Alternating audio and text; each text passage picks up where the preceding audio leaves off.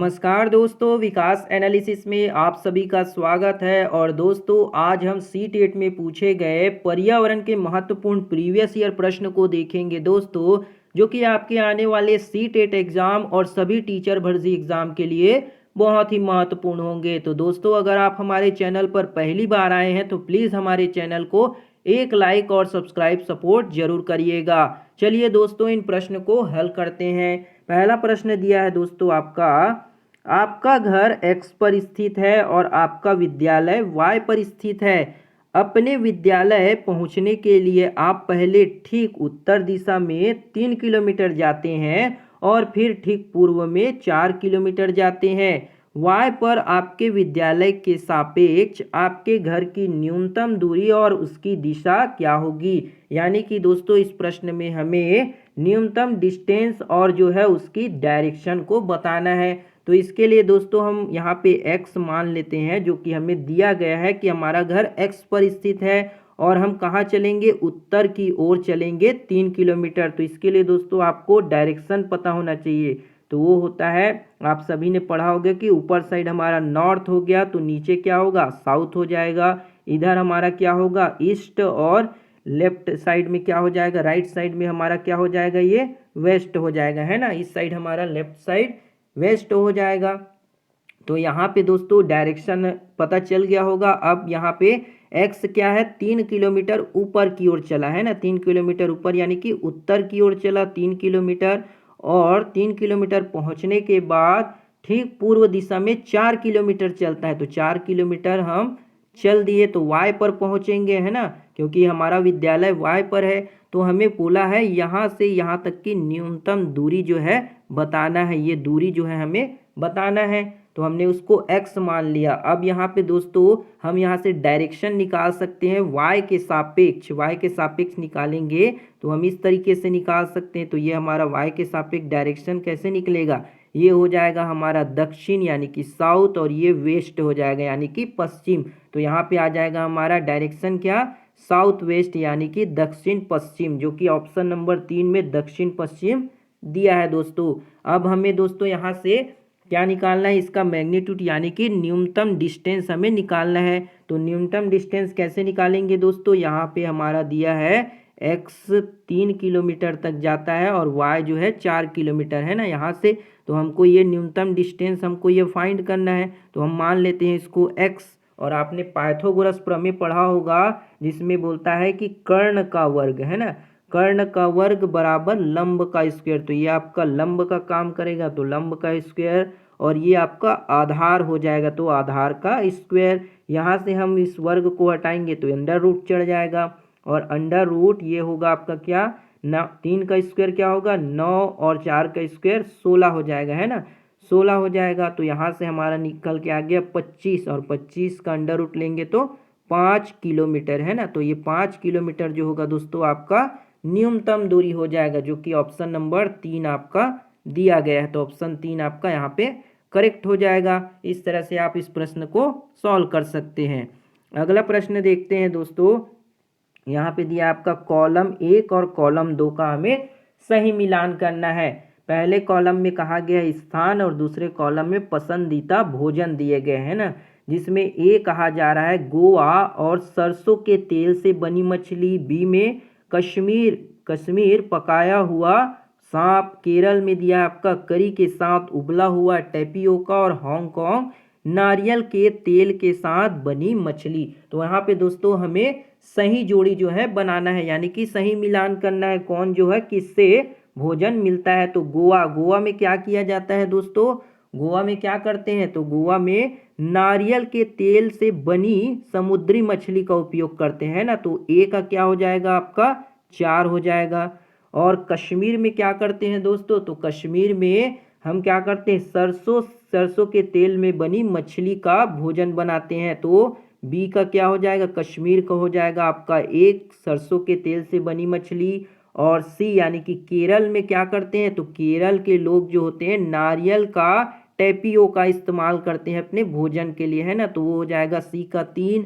और हांगकांग में क्या करते हैं लोग, को किसका भोजन करते हैं, तो हांगकांग के लोग जो होते हैं पकाया हुआ सांप भोजन के रूप में यूज करते हैं। तो डी का आपका 2 हो जाएगा। यानी कि दोस्तों आपका ऑप्शन नंबर 1 यहाँ पे आपका करेक्ट हो जाएगा। इस तरह से आप इसका सही मिलान कर सकते हैं। अगला प्रश्न देखते हैं दोस्तों। मिर्ची हमारे देश के प्रत्येक भाग में उपयोग होने वाला एक महत्वपूर्ण मसाला है। इस मसाले को व्यापारी हमारे देश में कहाँ से लाए थे? पहला ऑप्शन है चीन से, दूसरा ऑप्शन है दक्षिण अफ्रीका से, तीसरा ऑप्शन दिया है आपका दक्षिणी अमेरिका से और चौथा ऑप्शन है आपका अफगानिस्तान से। तो मिर्ची जो है दोस्तों हमारे देश में कौन लाए थे, कहाँ के लोग लाए थे? इसका सही आंसर क्या हो जाएगा दोस्तों? वो हो जाएगा आपका दक्षिणी अमेरिका, है ना। दक्षिणी अमेरिका याद रखिएगा दोस्तों, दक्षिणी अफ्रीका भी दिया रहता है तो आप अमेरिका याद रखिएगा ना। दक्षिणी अमेरिका जो होगा यहाँ पे आपका करेक्ट हो जाएगा। अगला प्रश्न देखते हैं दोस्तों। गुजरात के निकटवर्ती राज्य क्या है? गुजरात के जो निकटवर्ती राज्य है उसे हमें बताना है। पहला ऑप्शन में आपका राजस्थान, गुजरात, राजस्थान, महाराष्ट्र और मध्य प्रदेश। दूसरा ऑप्शन है महाराष्ट्र, मध्य प्रदेश, कर्नाटक। तीसरा ऑप्शन राजस्थान, बिहार, मध्य प्रदेश और चौथा ऑप्शन है आपका राजस्थान, कर्नाटक और महाराष्ट्र। तो गुजरात के निकटवर्ती राज्य कौन से हो जाएंगे दोस्तों? वो हो जाएगा आपका राजस्थान, महाराष्ट्र और मध्य प्रदेश जो होंगे आपके गुजरात के निकटवर्ती राज्य होंगे। यानी कि ऑप्शन 1 यहाँ पे आपका करेक्ट हो जाएगा। अगला प्रश्न देखते हैं। उस पक्षी का नाम जिसकी आंखें मानवों की तरह सामने की तरफ होती है, कौन सा ऐसा पक्षी है जिसकी आंख जो है दोस्तों मानव के जैसे सामने की तरफ होती है? बहुत ही इजी प्रश्न है। तो इसका आंसर क्या होगा दोस्तों? वो हो जाएगा आपका उल्लू, है ना।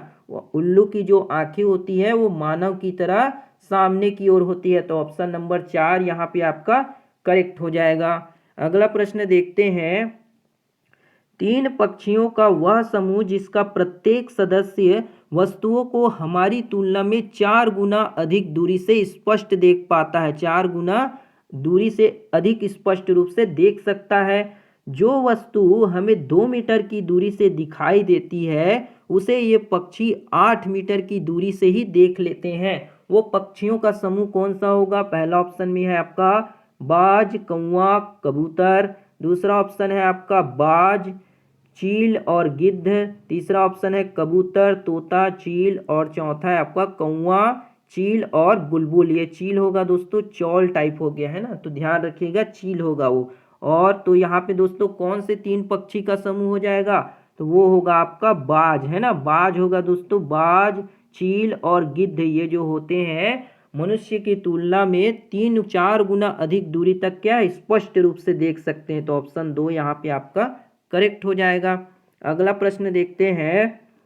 अंडमान के द्वीपों में सुनामी किस वर्ष आई थी? यानी कि अंडमान जो द्वीप समूह है उसमें सुनामी जो है किस वर्ष में आई थी? पहला ऑप्शन है 2002 में, 2001 में, 2004 में या फिर 2012 में। तो अंडमान द्वीप समूह में कब सुनामी आई थी दोस्तों? इसका सही आंसर क्या हो जाएगा? वो होगा 2004, है ना। 2004 आपका यहाँ पे करेक्ट हो जाएगा। अगला प्रश्न देखते हैं।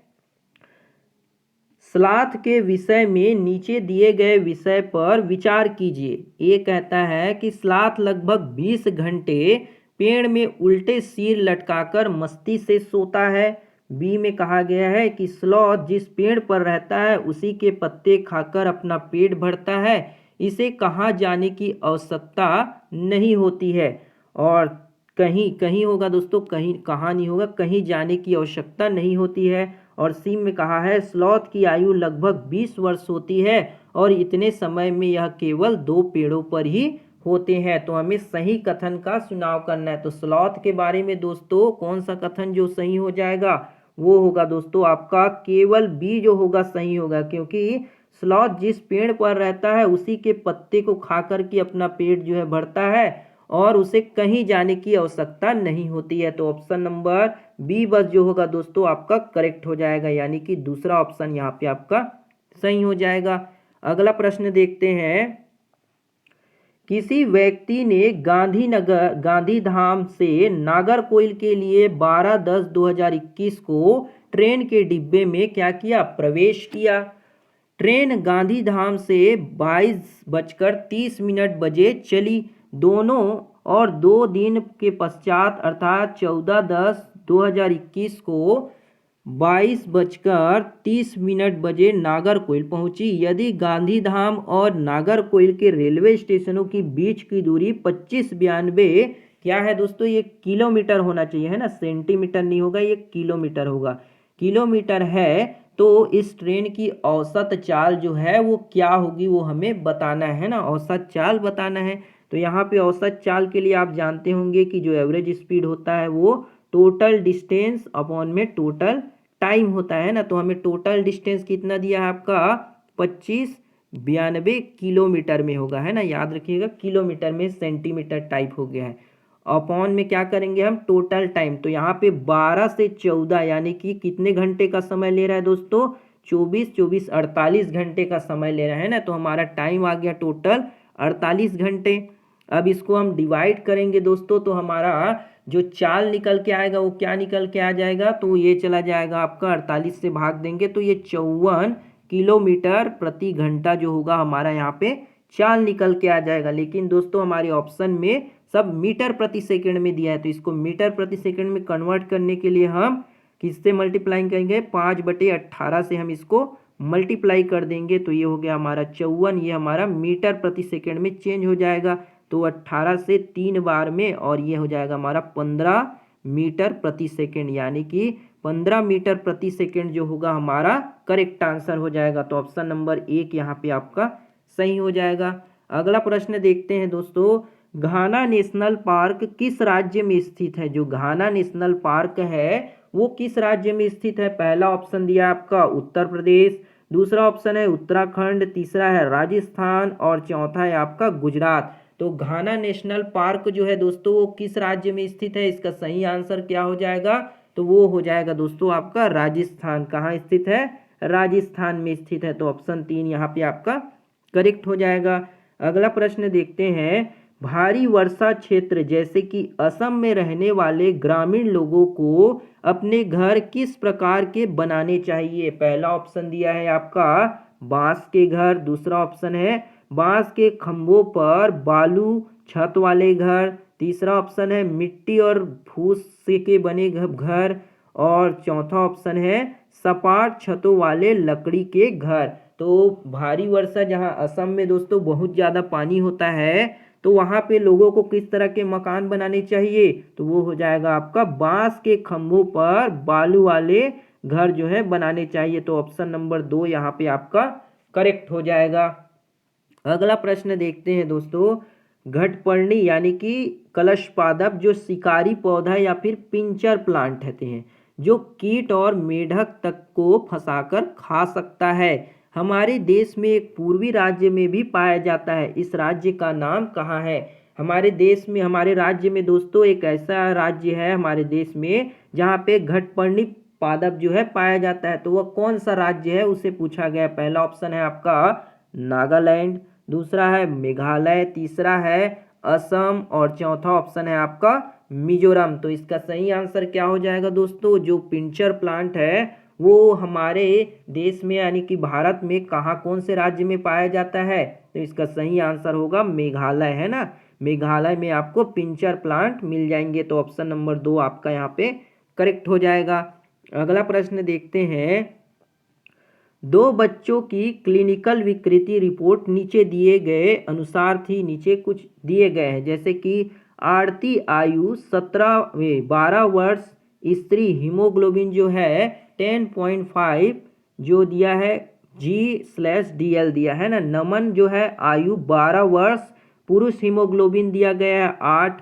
उपरोक्त रिपोर्ट के आधार पर निम्नलिखित में से कौन सा एक निष्कर्ष निकाला जा सकता है। पहला ऑप्शन है आरती एनीमिया यानी कि रक्त अल्पता से पीड़ित है, दूसरा ऑप्शन है नमन एनीमिया रक्त अल्पता से पीड़ित है, तीसरा ऑप्शन दोनों ही एनीमिया से पीड़ित है, और चौथा है दोनों ही एनीमिया से पीड़ित नहीं है। तो इसका सही आंसर क्या हो जाएगा दोस्तों, वो होगा दोनों ही जो बच्चे हैं वो एनीमिया यानी कि रक्त की कमी से पीड़ित है। तो ऑप्शन नंबर 3 यहाँ पे आपका करेक्ट हो जाएगा।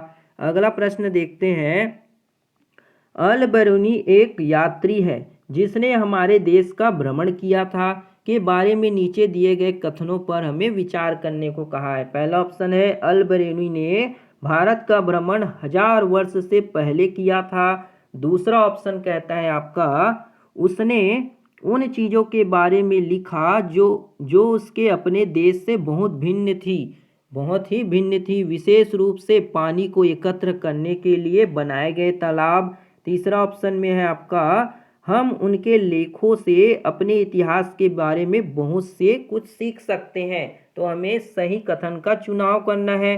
तो इनमें से कौन कौन सा जो होगा करेक्ट हो जाएगा दोस्तों, तो वो हो जाएंगे आपके सभी ऑप्शन जो होंगे यहाँ पे आपके करेक्ट हो जाएंगे अल बरूनी के बारे में। तो ऑप्शन नंबर 3 यहाँ पे आपका करेक्ट हो जाएगा। अगला प्रश्न देखते हैं दोस्तों। अगला प्रश्न है आपका नीचे दिए गए व्यक्तियों में से सबसे पहले मच्छर के पेट में हिका और यह सिद्ध किया कि मच्छर मलेरिया फैलाते हैं। आगे चलकर ये टीका होगा दोस्तों, हिका टाइप हो गया है, टीका होगा, है ना, ध्यान रखिएगा, ये टीका होगा। टीका और यह सिद्ध किया कि मच्छर मलेरिया से फैलते हैं और आगे चलकर उसकी खोज के लिए उसे नोबेल पुरस्कार से सम्मानित किया गया, है ना। कौन से ऐसे व्यक्ति है दोस्तों जिसने मच्छर के पेट में टीका के लिए सिद्ध किया और मलेरिया मच्छर से फैलते इसके बारे में बताया, जिसे आगे नोबेल पुरस्कार दिया गया। पहला ऑप्शन है ग्रेगर मेंडल, दूसरा ऑप्शन है रोजालिंड फ्रैंकलिन, तीसरा ऑप्शन है रोनाल्ड रॉस और चौथा है बोमोट। तो इसका सही आंसर क्या होगा दोस्तों, वो हो जाएगा आपका रोनाल्ड रॉस, है ना। रोनाल्ड रॉस को मलेरिया के क्षेत्र में नोबेल पुरस्कार मिला था। तो ऑप्शन नंबर 3 यहाँ पे आपका करेक्ट हो जाएगा। अगला प्रश्न देखते हैं।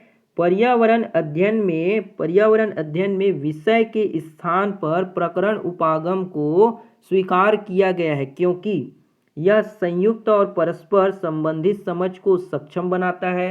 दूसरा ऑप्शन है आपका यह शिक्षण और समझाने को आसान बनाता है। तीसरा ऑप्शन यह किसी निश्चित कक्षा की विषय वस्तु को सीमित करता है और चौथा यह विद्यार्थियों को उनके अनुभव से सीखने में सक्षम बनाता है।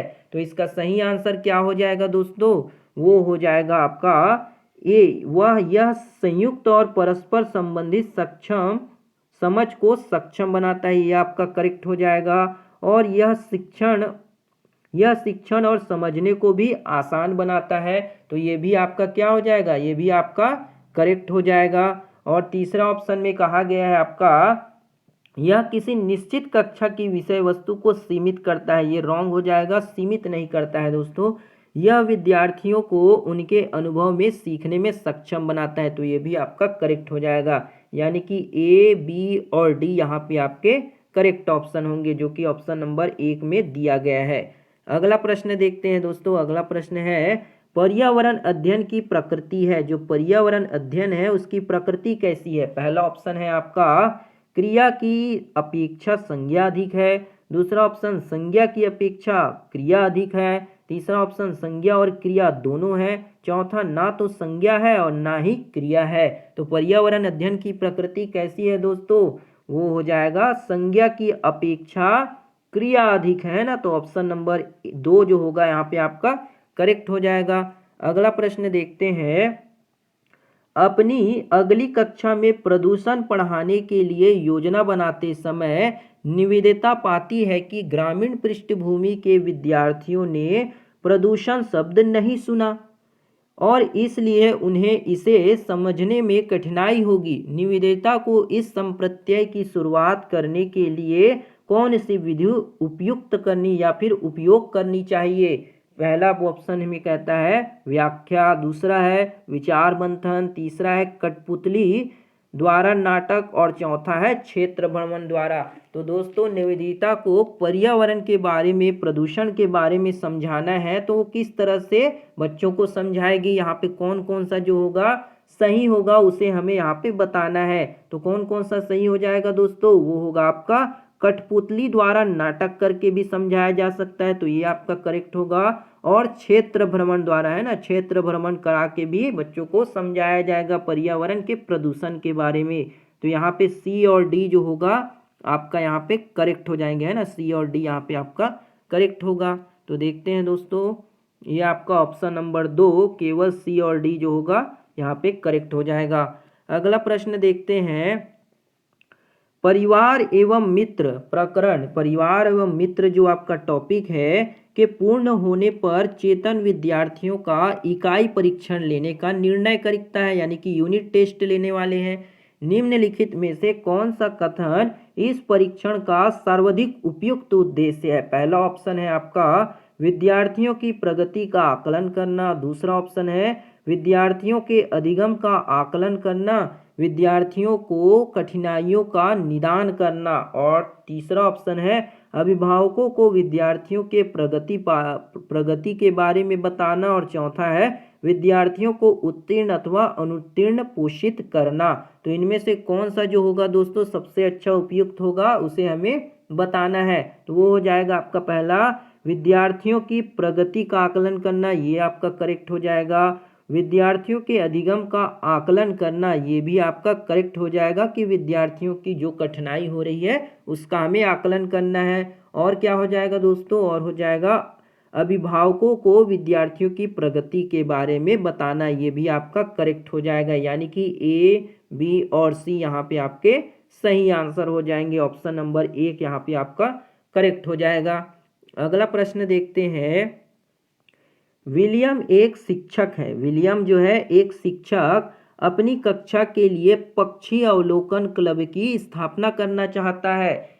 उसे इस क्लब का नेता किसे बनाना चाहिए? पहला ऑप्शन है कक्षा में सर्वाधिक अंक प्राप्त करने वाले विद्यार्थी को, दूसरा ऑप्शन है आपका कक्षा में सबसे शरारती विद्यार्थी को, तीसरा ऑप्शन छोटे छोटे समूह बनाकर उन्हें नेता चुनने के लिए कहेंगे, और चौथा है वह स्वयं अपने आप को नेता घोषित करेगा। तो इसका सही आंसर क्या होगा दोस्तों? वो हो जाएगा छोटे छोटे ग्रुप बना करके उन्हें नेता चुनने के लिए कहेंगे। तो ऑप्शन नंबर 3 यहाँ पे आपका सही हो जाएगा। अगला प्रश्न देखते हैं, भोजन प्रकरण पर चर्चा करते हुए गुरुप्रीत विद्यार्थियों से प्रश्न करती है कि आपके परिवार में सबसे बाद में भोजन कौन करता है, सब्जियां कौन खरीदता है, आपके परिवार में खाना कौन बनाता है। वह ईवीएस के निम्नलिखित में से किस मुद्दे पर चर्चा करने का प्रयास कर रही है?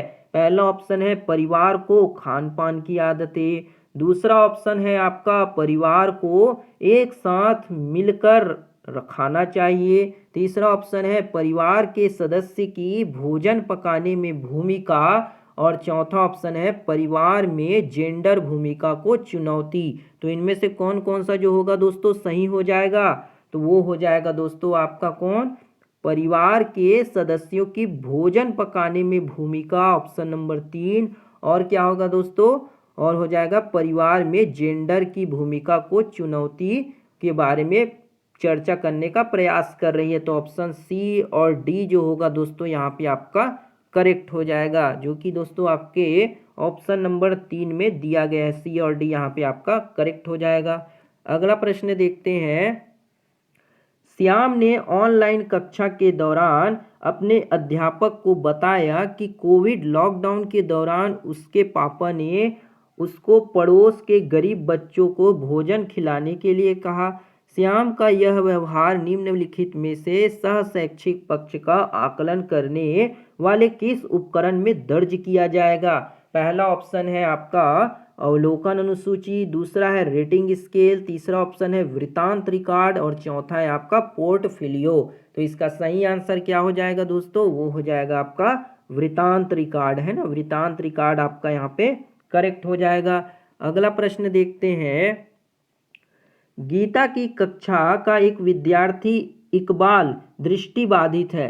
गीता देखती है कि वह पिछले कुछ दिनों से विद्यालय नहीं आ रहा है।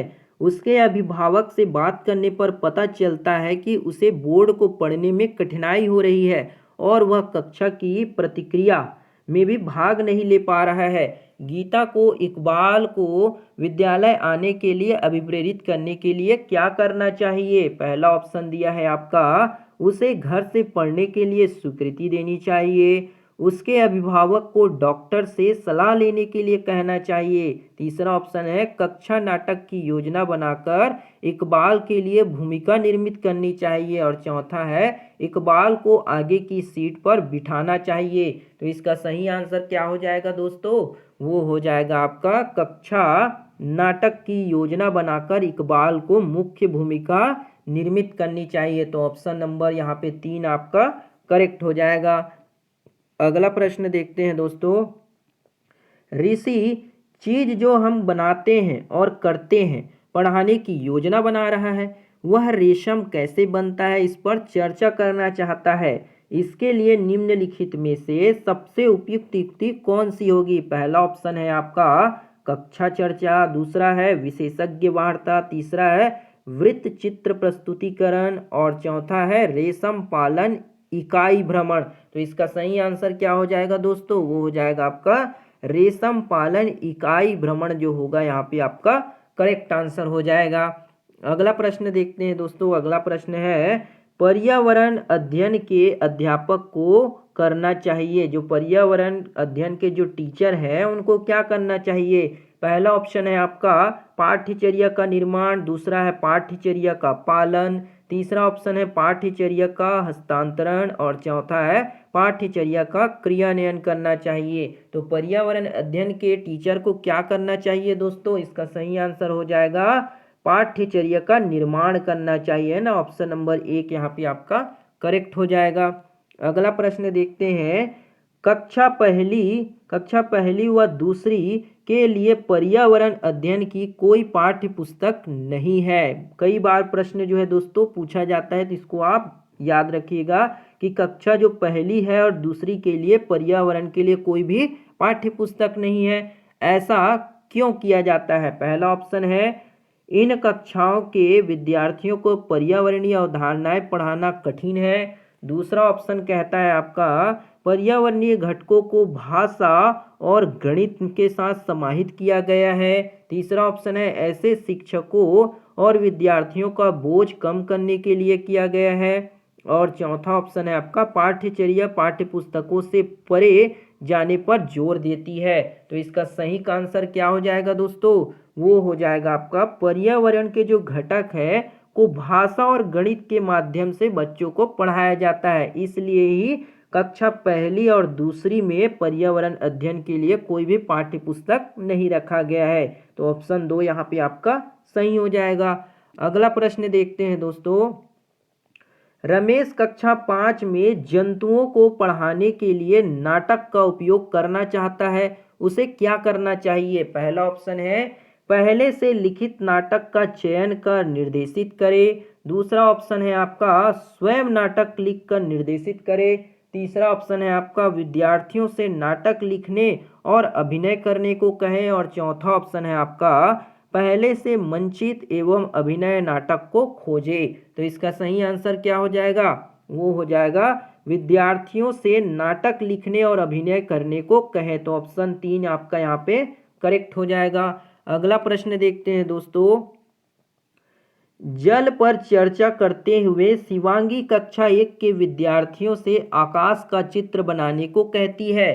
सैम ने आकाश में हरा रंग भरा, उसने इस रंग को क्यों चुना? यह पूछने पर जवाब देता है कि उसके घर के पास तालाब का रंग हरा है, क्योंकि पानी आकाश से आता है, इसलिए आकाश हरा होगा। शिवांगी को क्या कहना चाहिए?